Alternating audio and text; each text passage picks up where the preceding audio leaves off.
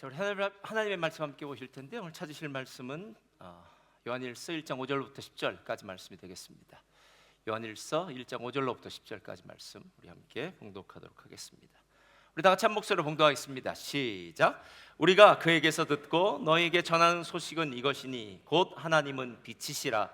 그에게는 어둠이 조금도 없으시다는 것이니라. 만일 우리가 하나님과 사귐이 있다 하고 어둠에 행하면 거짓말을 하고 진리를 행하지 아니함 이거니와 그가 빛 가운데 계신 것 같이 우리도 빛 가운데 행하면 우리가 서로 사귐이 있고 그 아들 예수의 피가 우리를 모든 죄에서 깨끗하게 하실 것이요 만일 우리가 죄가 없다고 말하면 스스로 속이고 또 진리가 우리 속에 있지 아니할 것이요 만일 우리가 우리 죄를 자백하면 그는 미쁘시고 의로우사 우리 죄를 사하시며 우리를 모든 불의에서 깨끗하게 하실 것이요 만일 우리가 범죄하지 아니하였다 하면 하나님을 거짓말하는 이로 만드는 것이니 또한 그의 말씀이 우리 속에 있지 아니하니라. 아멘. 오늘 말씀의 제목은요 산티아고 순례길입니다. 여러분 아시는 그 산티아고 순례길입니다. 자, 우리 믿음의 선포 함께 하도록 하겠습니다. 믿음은 긍정적입니다. 믿음은 창조적입니다. 믿음은 소망적입니다. 나는 믿음의 사람입니다. 나는 주 안에서 행복합니다. 아멘. 할렐루야. 할렐루야. 우리 옆에 분들과 한번 인사 나눌까요? 주 안에서 사랑합니다. 축복합니다. 이렇게요. 주 안에서 사랑합니다. 축복합니다. 예. 저는 지난주에 한국에 한 주 딱 있다 왔는데요. 제가 그 호주에서는 멜번이 제일 살기 좋다. 왜냐하면 추우니까 이렇게 얘기했는데 한국 가니까 추위가 다른 추위더라고요. 그래서 우리는 추위도 아니다. 한국이 진짜 춥고 여기는 더운 곳이다. 이런 생각이 들었는데요. 참 사람이 어디에 어떻게 적응하냐가 참 중요하다. 야, 하고 정말 살을 내는 추위더라고요. 그래서 하여튼 여기 춥지 않은 겁니다. 할렐루야. 예. 그래서 겨울 돼도 춥지 않다라고 생각하시면서 사시기를 주님의 이름으로 부탁드립니다. 저와 여러분이 지지난주 제가 가기 전에 이제 요한일서를 함께 보게 되었습니다. 요한일서의 신학을 공동체 신학이라고 합니다. 그러니까 공동체에 대해서 얘기하는 거예요. 그래서 하나님과 그 아들 예수 그리스도와의 사귐이 있고요. 그 사귐을 받은 자들이 하나님을 아직 모르는 사람에게 복음을 전해서 우리 함께 사귐의 자리로 오자. 그래서 하나님과 예수 그리스도와 우리와의 사귐, 공동체의 이야기, 어쩌면 신앙의 이야기, 살아가는 이야기, 교회 생활의 이야기, 이렇게 이야기하면 될 것 같다라는 생각이 듭니다. 메인 아이디어의 주석을 보면요, 마이클 크리스토퍼의 검은 천사라는 연극이 하나 나옵니다. 2차 대전 당시 독일 나치의 장군이었던 헤르만 엥겔은 전쟁이 끝나고 난 다음에 뉴렌베르그 법정에서 자기가 전범이니까요 30년의 형을 선고받고 30년 동안 감옥에 갇히게 됩니다. 그래서 30년 동안 수감이 돼요. 그런데 헤르만 엥겔에게 자신의 가족을 잃은 프랑스의 언론인 모리오라는 사람은 복수를 꿈꾸면서 30년 동안 복수의 칼날을 갑니다. 그러니까 지금 감옥에 30년 갇힌 사람들을 복수의 칼날을 가죠. 이가 때가 되어서 엥겔이 석방하자 모리오는 그 엥겔에게 당한 사람들 있지 않겠습니까? 그 사람들을 모아서 복수를 계획합니다. 자, 엥겔이 사는 집을 찾아가서 그 집을 불태워버리고 그 사람들을 다 죽여버리자, 그 아내를 죽여버리자 하는 그런 무시무시한 계획을 세웁니다. 그 계획을 세우고 난 다음에 먼저 이 모리오라는 프랑스 편집인이, 언론인이 헤르만 엥겔을 먼저 찾아가고 싶었어요. 왜냐하면 도대체 저 사람은 어떤 사람일까? 내가 30년 동안 복수의 칼날을 갈았는데 도대체 이 복수의 칼날을 간 대상은 어떤 사람일까라고 생각해서 사람들이 함께 가기 전에 먼저 그 헤르만 엥겔을 찾아갑니다. 그런데 놀라운 사실은 자기가 지금 만난 이 사람은 그냥 연약한 한 인간일 뿐이에요. 나이든 늙은 노인에 불과하고 자기가 생각했던 것 같은 사람을 그토록 많이 학살했던 괴물이 아니더라랍니다. 그 괴물이 아닌 그 사람을 이렇게 서서히 보다 보니까 마음이 누그러지고 또 복수심에 불타는 마음도 가라앉았어요. 근데 문제가 있어요. 좀 전에 자기가 이제 먼저 오고 그 다음에 마을 사람들이 와서 이 집을 불태우고 죽일 거 아닙니까? 이 사람의 마음이 변해서 헤르만 엥겔에게 이렇게 얘기합니다. 좀 있으면 사람이 올 겁니다. 이 집을 불태워버리고 당신을 죽일 겁니다. 저와 함께 숲속으로 도망을 갑시다. 그럼 당신은 살 수 있습니다. 너무 불쌍하니까요. 그렇게 얘기를 했습니다. 그랬더니 이 엥겔이 모리오에게 이렇게 말합니다. 만약 당신이 나에게 내가 말하는 한 가지 조건을 들어준다면 내가 당신과 함께 가겠습니다 라고 얘기해요. 아니, 목숨을 살려주겠다는데 또 무슨 조건을 붙입니까? 그래서 말해보라고 하니까 이렇게 얘기해요. 당신이 만약에 나를 용서해 준다면 내가 당신과 함께 가겠습니다. 그러니까 목숨이 사는 것보다 나에게 있어서 더 중요한 건 당신의 용서입니다. 당신으로부터 용서를 받지 않고 내 이 남은 인생을 산다고 한들 나의 인생은 소중하지 않습니다 라고 이야기하는 것입니다. 여러분, 사람과 짐승의 다른 점이 무엇입니까? 짐승은 먹는 것, 입을 것, 편하면은요 다 만족합니다. 그런데 인간은 그럴 수가 없어요. 분명히 모든 게 다 채워졌는데, 문제가 없는데, 삶도 평안한데, 근데 마음은 뻥 뚫린 것처럼 마음은 곤고하다라는 거예요. 근데 이 곤고한 마음의 중심에 누가 있어야 되냐면 하나님이 있어야 되고, 그 하나님이 내 마음에 있는 이 죄성, 죄의 문제, 영원히 우리를 지옥으로 끌고 갈 수밖에 없는 이 죽음의 문제를 하나님이 해결하셔야만 우리의 삶은 진정한 행복을 누릴 수 있다라는 겁니다. 여러분, 그래서 하나님이 우리를 영적 존재로 만드시고 그 영적인 삶, 죄의 문제를 해결받고 하나님의 구원과 생명을 누리는 삶, 이게 바로 하나님이 인간을 만든 목적이다라는 겁니다. 오늘 제가 산티아고 순례길을 이야기했습니다. 아마 프랑스에서부터 산티아고 데 콤포스텔라라는 곳까지 780km 정도 되는 길을 옛날에 수도사들이 그렇게 걸었다고 합니다. 순례길을 걸었듯이 걸었다고 해요. 그런데 요즘은 이제 세계적으로 유네스코 문화유산이 됐으니까 많은 사람들이 몰려들고, 요즘 한국 사람들도 이 산티아고 걷는 길을 많이 걸었다고 그렇게 얘기하더라고요. 그 순례길을 걷는 사람들, 특별히 30대 40대 사람들에게 도대체 순례길을 걸으면서 무엇을 배웠냐라고 물었더니 이렇게 세 가지를 얘기하더라고요. 첫째, 분주했던 나의 일상을 내려놓고 나를 다시 성찰해보고 내면의 평화를 가질 수 있는 시간이 되었습니다. 그러니까 순례의 의미가 지금까지 복잡하고 바쁘게 살았던 내 삶을 걸으면서, 걷기만 했을 테니까요, 수십 일을 걸으면서 내 자신을 성찰하고 내 자신에 있는 내면의 평화를 얻었습니다. 그렇게 얘기해요. 둘째로, 그 길을 그렇게 걷는 것이 육체적으로 쉽지 않답니다. 그래서 체력이 좋아졌습니다. 이렇게 얘기하고요.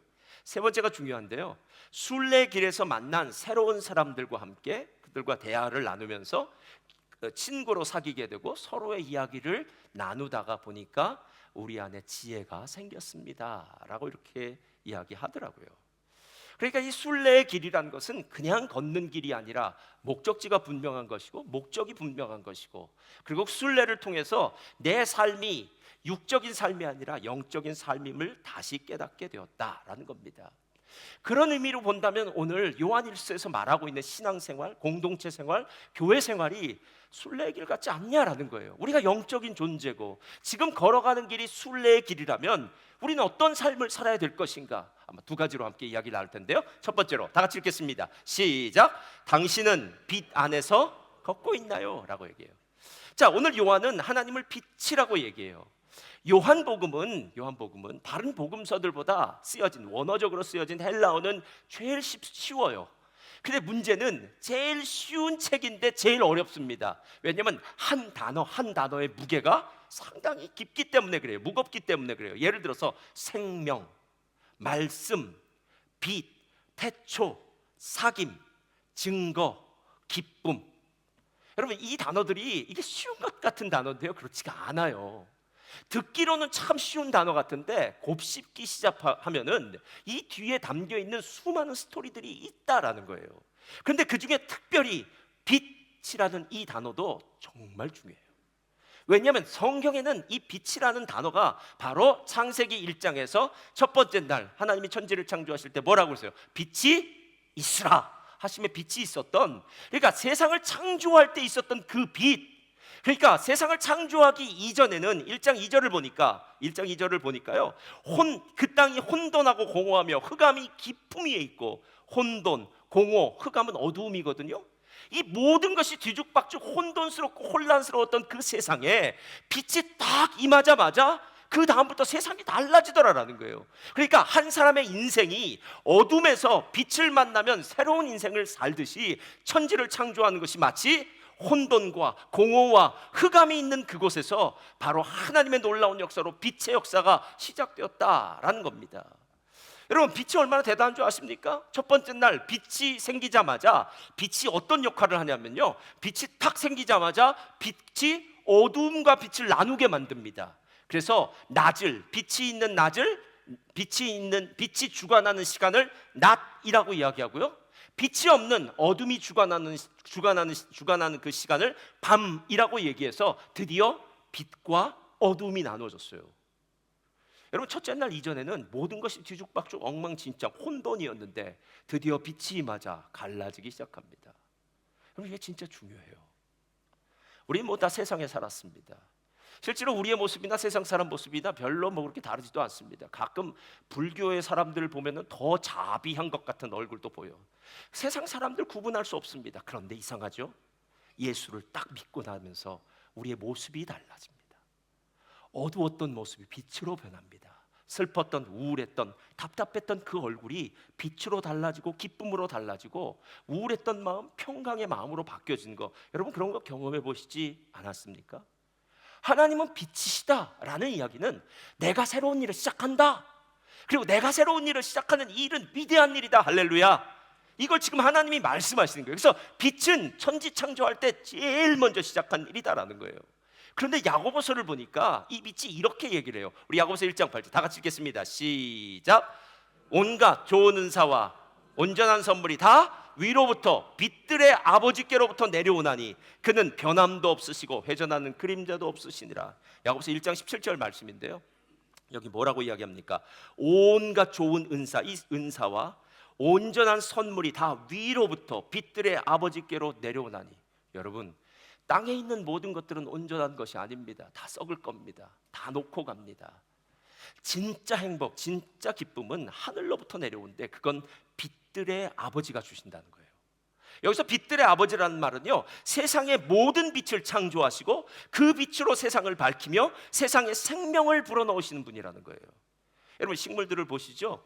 식물은 빛이 있어야 광합성을 합니다. 신기하죠? 빛이 없으면 자랄 수가 없어요. 가끔 우울증에 있거나 여러 가지 어려울 때 방 안 속에 있거나 굴 속에 있거나 그럴 때 어떻습니까? 햇볕을 쬐라고 얘기합니다. 그럼 우리의 피부에서, 자외선인가요? 적외선인가요? 이렇게 피부에서 만나서 비타민 D가 생성된다고 합니다. 여러분, 신기하지 않습니까?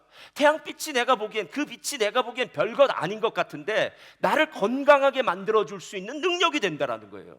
식물을 살게 하고 자라게 하고 열매를 맺게 하는 능력이 되더라는 거예요. 그러니까 오늘 빛은 우리가 생각하는 것보다 훨씬 그 의미가 큰데, 오늘 하나님은 빛이시다라고 이렇게 얘기합니다. 하나님 빛이시다. 그러니까 지금까지 우리가 알고 있는 하나님보다 하나님은 훨씬 더 크십니다. 그런데 오늘 무슨 얘기를 하고 싶으냐면, 그 빛 대신 하나님과 사귐이 있다고 한다면, 빛 대신 하나님과 코이노니아, 공동체를 이내고 서로 한 팀이 되려고 한다면 오늘 이래야 되지 않겠냐라고 얘기하는 거예요. 6절 한번 다 같이 읽겠습니다. 시작. 만일 우리가 하나님과 사귐이 있다 하고 어둠에 행하면 거짓말을 하고 진리를 행하지 아니함이거니와, 그가 빛 가운데 계신 것 같이 우리도 빛 가운데 행하면 우리가 서로 사귐이 있고 그 아들 예수의 피가 우리를 모든 죄에서 깨끗하게 하실 것이오. 자, 여기서 저는 매일 성경을 하고 나니까 볼펜 가지고 동그라미 칠 생각만 해요. 문단 긋고요. 저라면 6절 7절에서 동그라미를 칠 부분이 어디냐면 어둠에 행하면이라는 행하면 하고요, 그리고 7절에는 우리도 빛 가운데 행하면이라는 행하면이에요. 여기서 행한다는 말은 doing이 아니에요. walking이에요. walking. 예. 그러니까 걷는 거예요. 걷는 거예요. 그러니까 내가 만약에 빛 가운데 있다라는 것은 빛 가운데 걸어간다라는 거예요. 빛 가운데 걸어간다. 만약에 내가 빛 가운데 있다라고 얘기하지만 어둠 가운데 걸어가면 난 거짓말하고 진리가 내 안에 없는 자입니다. 빛 가운데 걸어가는 자가 바로 오늘 빛 대신 하나님과 함께 있는 자가 된다라는 거예요. 이렇게 빛 가운데 걸어가는 것을 우린 일컬어 하나님과 동행한다라고 얘기해요. 동행한다. 근데 여러분, 제가 좀 전에 빛을 얘기할 땐 창세기 1장을 얘기했죠. 근데 이 걸어간다는 걸 얘기하는 것은 창세기 3장을 봐야 돼요. 창세기 3장의 에덴 동산에서 드디어 하나님이 걸어 다니십니다. 3장 8절 한번 다 같이 펴주세요. 다 같이 읽겠습니다. 시작. 그들이 그날 바람이 불 때 동산을 거니시는 여호와 하나님의 소리를 듣고 아담과 그의 아내가 여호와 하나님의 낯을 피하여 동산 나무 아래에 숨은지라. 여러분, 하나님이 동산에서 뭐 하셨다고요? 선을 하실 때 걸으셨대요. 이게 걸어간 거예요. 근데 한번 생각해 보세요. 지금 창세기 3장 8절은 아담과 하와가 선악과를 따먹고 난 다음입니다. 그러니까 하나님이 동산을 걸어가는 소리가 납니다. 소리 나죠? 그러니까 하나님이 걸어가실 때 당연히 하나님의 임재가 있는 곳에는 번개, 천둥, 우레, 그 다음에 정말 무시무시한 또 위험이 함께 가기 때문에 하나님이 걸어가시는 건 우리가 다 알 수 있어요. 하나님 지금 걸어가십니다. 죄를 짓기 전까지만 해도요, 하나님 걸어가시는 곳에서 하나님! 이렇게 얘기해요. 할렐루야. 여러분 교회 와서 성도님들 만날 때 어떻게 해요? 막 기뻐서 와, 일주일 동안 잘 있었어? 어떻게 지냈어? 막 이렇게 얘기하잖아요. 얘기해요? 얘기하잖아요. 그래서 막 기쁘게 얘기하는 이유가 뭔지 아십니까? 일주일 동안 기다렸기 때문에 그래요. 특별히 오늘 유치부 보니까 그렇다고요. 주중에도 이미 교회 가방을 싸놓고 있다 그러더라고요. 언제 교회 가냐고. 수요일 날 교회 언제 가? 목요일 날 교회 언제 가? 금요일 날 교회 언제 가? 걔네들은 교회 오는 게 지금 천국 오는 것과 똑같습니다. 예. 여러분 어제까지만 해도 서늘할 때에 하나님이 걸어가시면 아담과 하와는 하나님 하고 달려가서 하나님 어떠셨어요? 어떻게 지내셨어요? 하나님 제가 어저께는 이거 일을 했고요. 하나님 내가 어제는 참 행복했어요. 기뻤어요. 이렇게 막 얘기를 나눌 텐데 딱 범죄하고 나자마자 오늘 성경을 보니까 아담과 그의 아내가 여호와 하나님의 소리를 듣고 여호와 하나님의 낯을 피하여 동산나무 아래에 숨은지라 이렇게 얘기해요.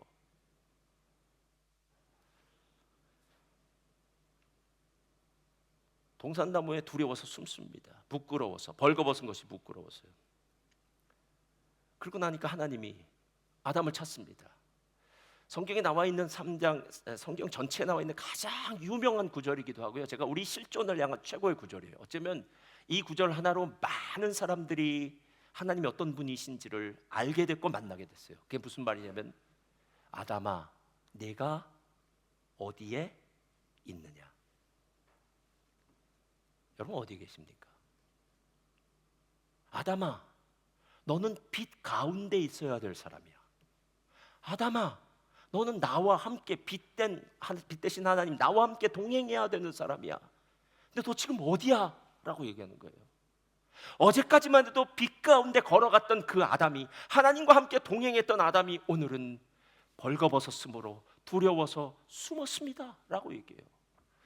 여러분 하나님이 내가 어디냐라고 물을 때 이 아담이 얘기한 거 한번 들어보세요. 예. 이게 바로 어둠이라고요. 어둠이요. 불순종했기 때문이죠. 하나님의 말을 거역했기 때문이죠. 죄를 졌기 때문이죠. 예. 근데 그 다음에 하나님이 뭐라고 물으시냐면요, 이렇게 물으세요. 야, 누가 너한테 벌거벗은 거 알려줬어? 이렇게 얘기하는 거예요. 그때 아담이 정말 최고로 지혜로웠던 사람이 최고로 저질스럽고 최고로 어리석은 대답을 해요. 남자들 잘 들으세요. 하나님이 내게 주신 저 여자 때문입니다. 이렇게 얘기했어요. 누구 핑계를 댔다고요?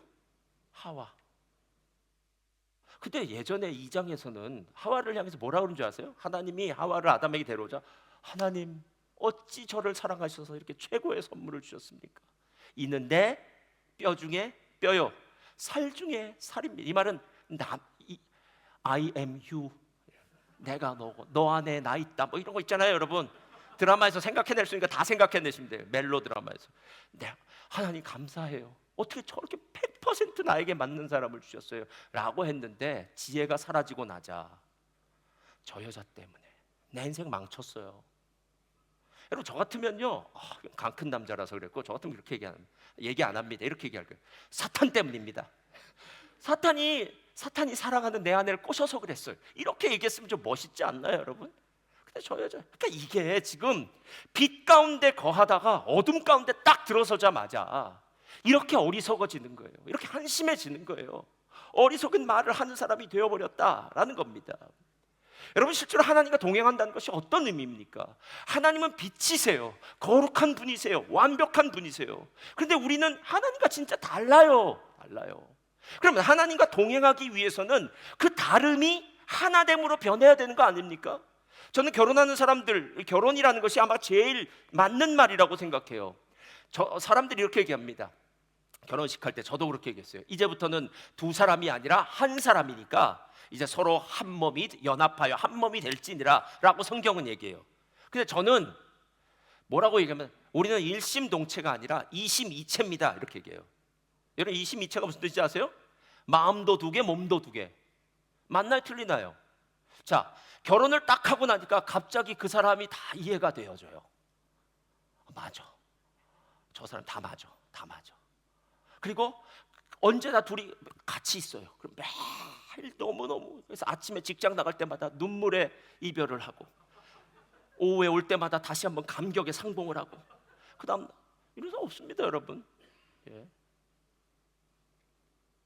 여러분 이심이체라는 게 무슨 뜻이냐면요, 우리는 처음부터 한 사람 한 사람이 그냥 가는 거예요. 근데 결혼이라는 것은 이 다른 두 사람 사이에 예수님이 오시는 거예요. 이걸 에스겔서에서는요, 이스라엘과 유다의 두 막대기가 있는데 예수님, 하나님이 이걸 하나로 본드로 붙이겠다라는 거예요.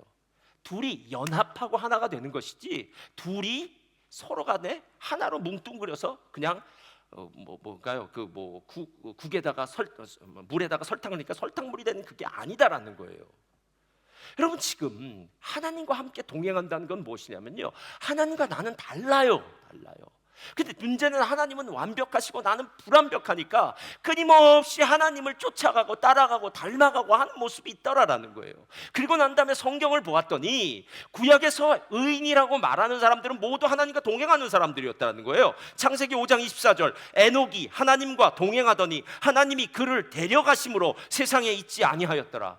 에녹은 아들을 낳은 다음에 무드셀라를 낳은 다음에 300년 동안 하나님과 함께 걸었답니다. 하루, 이틀, 1년이 아닙니다. 300년 동안을 하나님과 함께 걸으면서 하나님이 너무 좋은 거예요. 하나님을 닮은 거예요. 하나님을 따라간 거예요. 하나님께 순종한 거예요. 그러니까 하나님께서 나중에 그를 더 이상 세상에 남겨놓지 않고 하늘로 그냥 데려간 거 아닙니까? 노아도 마찬가지입니다. 이것이 노아의 족본이라. 노아는 의인이요 당대의 완전한 자라. 다 같이 읽겠습니다. 시작.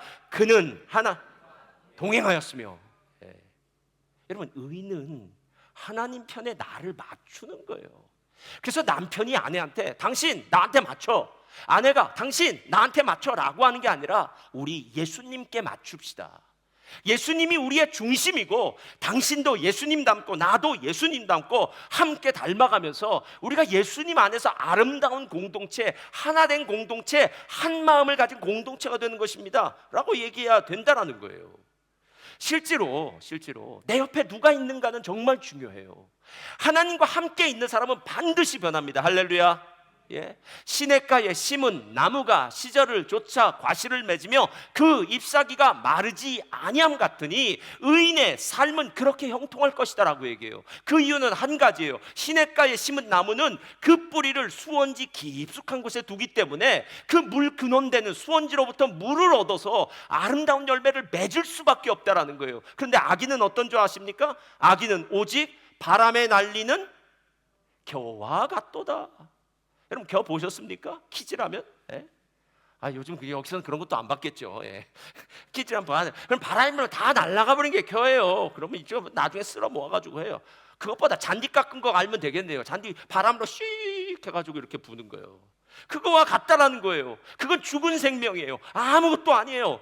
내 옆에 누군가가 있는가가 중요해요, 여러분. 그래서 여러분이 끊임없이 옆 사람을 챙기셔야 됩니다. 내 옆에 누가 있는가? 내 옆에 혹시 세상을 좋아하는 사람이 있는가? 부정적인 사람이 있는가? 아니면 쾌락을 좋아하는 사람이 있는가? 아니면 돈 좋아하는 사람이 있는가? 여러분 주식도 하시겠지만 주식에 미친 사람이 있을 수 있어요. 그러면 주식 얘기만 합니다. 운동에 미친 사람이 있을 수 있어요. 그 사람의 낙은 운동이라고만 얘기해요. 낚시에 미친 사람이 있을 수 있어요. 그 사람은 처음부터 끝까지 낚시만 얘기할 거예요. 도박에 미친 사람이 있을 거예요. 그 사람의 생각은 도박이에요. 처음부터 끝까지 도박일 겁니다. 여러분 하나님과 함께 동행한다는 것, 이 의미만 제대로 알면요, 우리의 삶 속에서 빛 가운데 걸어가는 것이 무엇인지를 알게 돼요. 여러분 삼투압 현상이란 게 있습니다. 아마 학교 있을 때 배우셨을 거예요. 삼투압은 두 세포가 있을 때 중간에 반투막이라고 그래요. 이게 뭐냐면 물은 왔다 갔다 거리고 나머지 거는 왔다 갔다 거리지 않는 거예요. 그런데 이쪽 세포가 농도가 짙어요. 그러면 이 농도가 짙고 농도가 옅으면 이쪽 세포에서 물이 이쪽으로 넘어가는 거예요. 그래서 함께 그 농도를 맞춰주는 거예요. 그래서 다 같이 똑같아지는 거예요, 여러분. 여러분 자기 옆에 남편이나 아내 있으면 한번 얼굴 보시기 바랍니다. 한 번만 봤다가 저희 보세요. 너무 보지 마시고. 자, 보세요. 여러분은 지금 그래 저 사람이지라고 생각하는데 남은 뭐라고 한 줄 아십니까? 야, 부부로 살다 보니까 저 사람 얼굴들이 다 똑같아졌다 이렇게 얘기해요. 이상하죠? 부부 생활 한 20년, 30년, 40년 하다 보면 남편 얼굴이 아내 얼굴 같고 아내 얼굴이 남편 얼굴 같아요. 다 거기서 비슷해지더라고요. 근데 얼굴만 비슷해지나요? 아니에요. 성품도 비슷해져요. 게다가 수십 년 동안 같은 음식을 먹으면 나중에 입맛도 비슷해져요. 다 비슷해져요. 다 비슷해져요. 지금 바로 그 이야기를 하고 있는 거예요. 여러분, 하나님과 동행한다는 것은 어떤 것이냐면 빛 대신 하나님이 나와 함께 있기 때문에 끊임없이 그 빛을 비춰주시는 거예요. 제가 예전에도 얘기한 것 같아요. 제가 예전에 시드니에서 유학 시절 때 어느 날 장난삼아 스크래치 복권을 하나 샀어요. 5불짜리 스크래치 복권 5불짜리를 샀어요. 슈퍼 앞에 있지 않습니까? 스크래치 5불권. 그리고 스크래치를 이제 거봤죠.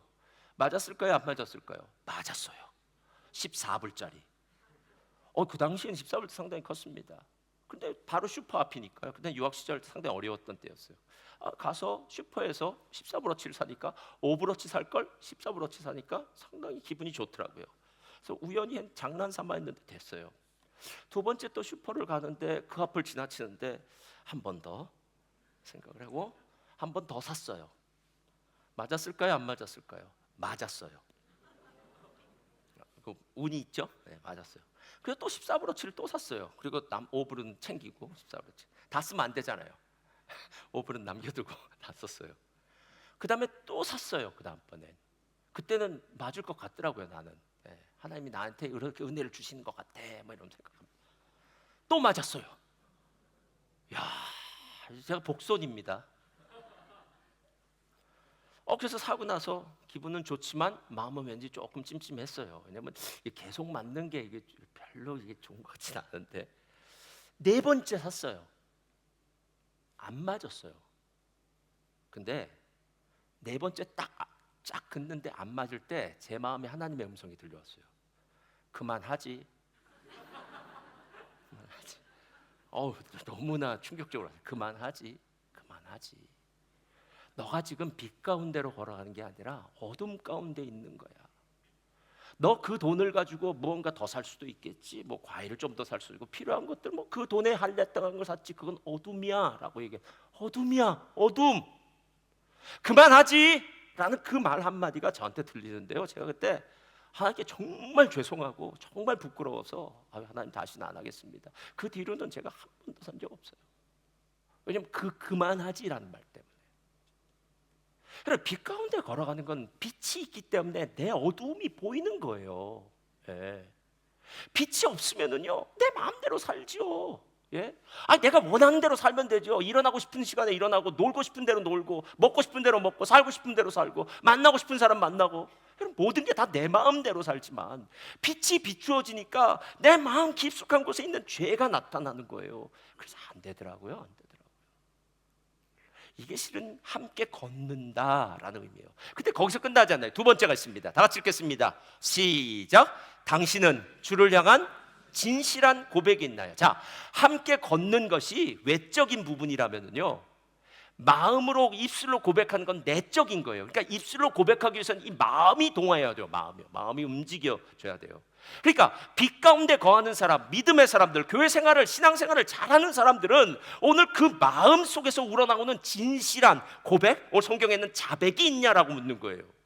오늘 성경을 한번 보겠습니다. 8절 9절 우리 한번 다 같이 읽겠습니다. 시작. 만일 우리가 죄가 없다고 말하면 스스로 속이고 또 진리가 우리 속에 있지 아니할 것이고 만일 우리가 우리 죄를 자백하면 그는 미쁘시고 의로우사 우리 죄를 사하시며 우리를 모든 불의에서 자백하면 된다는 거예요. 근데 이게 어렵다는 거예요.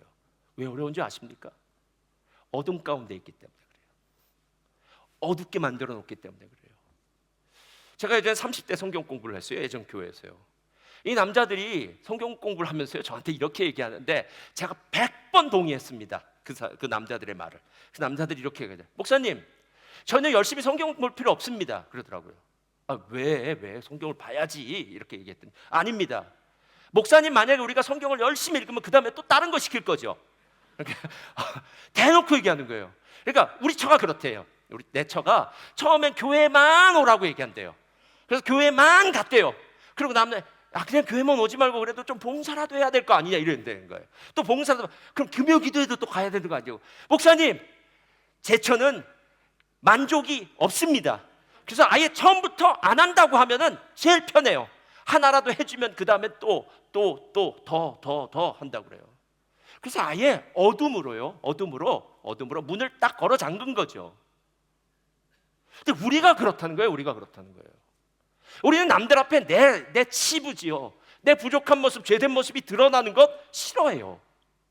아니, 남들 앞에 아니라 하나님 앞에 드러나는 것도 부끄럽게 생각해요. 그냥 감추고 있었으면 좋겠어요. 내 과거는 그냥 감췄으면 좋겠어요. 누구도 몰랐으면 좋겠어요. 그런데 오늘 성경이 뭐라고 이야기하면, 아니야, 넌 죄인이야. 아니, 죄인이 죄의 문제를 해결해야지. 그 죄의 문제를 해결하지 않고 어떻게 죽음에서 생명으로, 지옥에서 천국으로 옮겨질 수 있겠느냐는 거예요. 아니, 사람한테야 얘기하건 안 하건 그건 별 문제가 없겠지만 적어도 전능하신 하나님, 빛 대신 하나님 앞에 나와야 될 거 아니겠냐는 거예요. 오늘 그 이야기예요. 그 이야기. 그리고 나서 보니까 자백이라는 단어는 행위의 단어가 아니라 관계의 단어라는 거예요. 저를 따라서 바랍니다. 자백은 관계의 단어입니다. 자, 관계의 단어라는 건요, 내가 자백할 대상이 있어야죠. 혼자서 혼잣말 하는 거냐요. 내가 뭐 잘못 좀 한 것 같아. 아유, 내가 바보 같았어. 아유, 그걸 후회해. 이게 아니라 자백이라는 건 내 말을 누군가에게 해야 될 거 아니에요. 재판장에게, 심판자에게, 그리고 우리의 삶의 주인 되신 그 하나님 앞에, 하나님, 제가 잘못했습니다. 하나님, 제가 욕심을 부렸네요. 하나님, 제가 미움이 있었습니다. 하나님, 제가 거짓말을 했습니다. 하나님, 제가 세상적인 삶을 살았습니다 하는 것들을 얘기해야 될 거 아닙니까? 그러면 하나님은 우리가 자백을 하고 나면요, 우리의 관계가 하나님과에 딱 이어져서 하나님이 우리의 죄를 다 용서해 주신다라는 거예요. 조윤선 목사님의 말의 힘이라는 책이 있어요. 광양교회 조윤선 목사님 참 글 쉽게 쓰시고 설교도 쉽게 하세요. 그분이 말씀하실 때 이렇게 얘기해요. 하나님께서 사람을 창조하신 후에 그에게 창조하는 말의 능력을 주셨다, 이렇게 얘기해요. 그러니까 창조를 우리한테 그냥 한 것이 아니라 창조할 수 있는 능력을 주셨어요.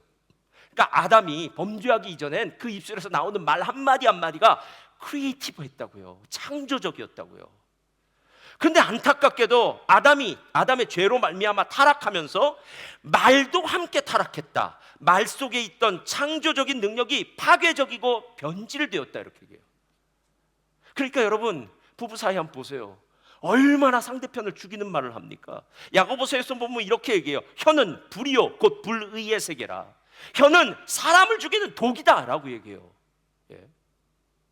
여러분이 그렇게 당하지 않았습니까? 누군가의 말을 듣고 정말 힘들고 고통스러워서 남들은 그냥 뭐 연못에 돌 던지듯이 던졌겠죠. 가십이라고 얘기하고 던졌겠죠. 뒷담화라고 얘기하고 던졌겠죠. 그래서 아무개 어떻지? 아무개 문제 있어? 뭐 아무개 이래 하고 심심풀이 땅콩으로 던졌는데 막상 그것을 내가 당하고 나니까 그 다음엔 나는 정말 그 말화살, 말폭탄 때문에 고통을 받은 적 있지 않습니까?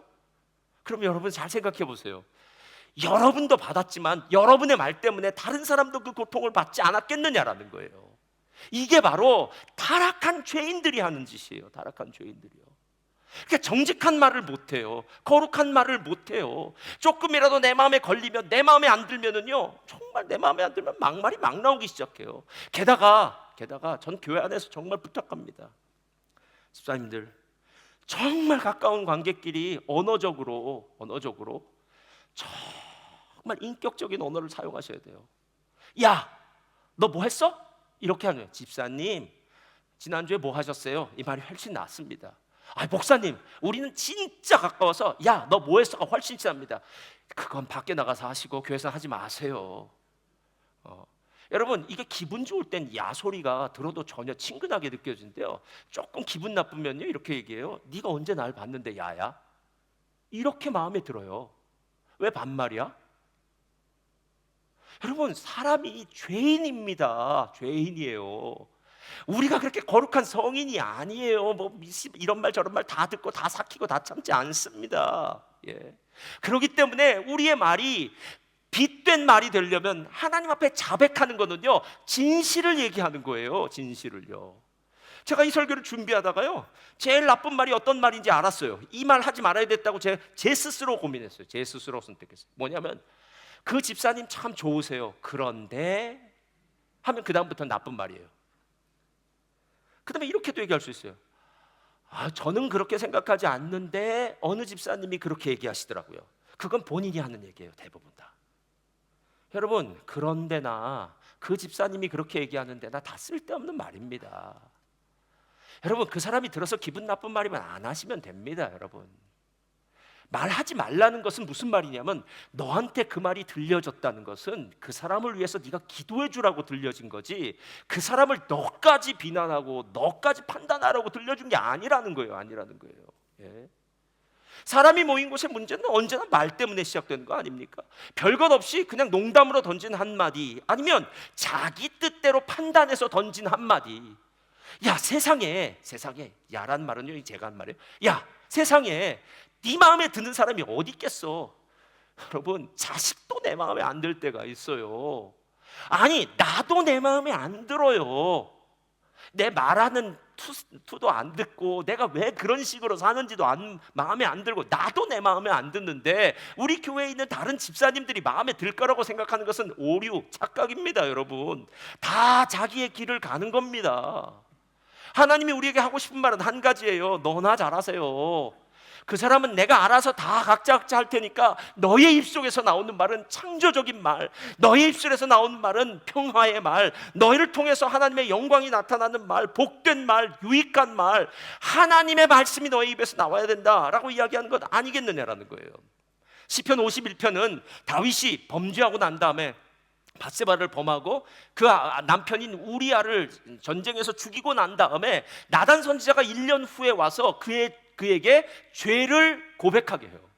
죄를 지적해요.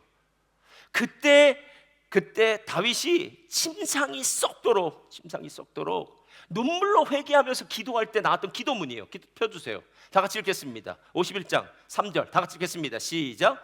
무릇 나는 내 죄가를 아오니 내 죄가 항상 내 앞에 있습니다. 여기에는 어떤 변명도 없어요. 잘못했습니다. 용서해 주십시오. 라는 것 외에 또 뭐가 있겠습니까? 그때는요, 뭐 그 상황이었고요, 어떻고요, 저떻고요 라고 얘기하지만 실제로 그 많은 말들이 내가 잘못했다는 말을 피하기 위해서 이 핑계 저 핑계 대는 말이라면 그러지 말라라는 거예요. 오늘 하나님 앞에 자백한다라는 말은 정직하다라는 말이에요. 그래서 그리스도인의 삶은 정직해요. 그 말이 100% 신뢰가 갈 수 있는 사람이다라는 거예요. 그리고 난 다음에 오늘 5장 10절 마지막에 이렇게 1장 10절에 마지막 절에 이렇게 얘기하는 거예요. 다 같이 읽겠습니다. 시작. 만일 우리가 범죄하지 아니하였다 하면 하나님을 거짓말하는 이로 만드는 것이니 또한 그의 말씀이 우리 속에, 자, 아까 뭐라고 했어요? 하나님 빛이시라고 얘기했잖아요. 빛. 예. 그 빛이 비추어지니까 나의 어두운 모습과 죄된 모습이 보여졌더라는 거예요. 근데 내 안에는 뭐가 있느냐면 하나님의 말씀이 있는 거예요. 그러니까 그 말씀으로 내가 어떻게 살아야 될지를 다시 깨닫게 된다라는 겁니다. 여러분, 우리의 삶이 진짜 행복할 수 있는 방법을 제가 한 가지 가르쳐 드릴까요? 시편 1편 2절에 나오는 말씀대로 살면 돼요.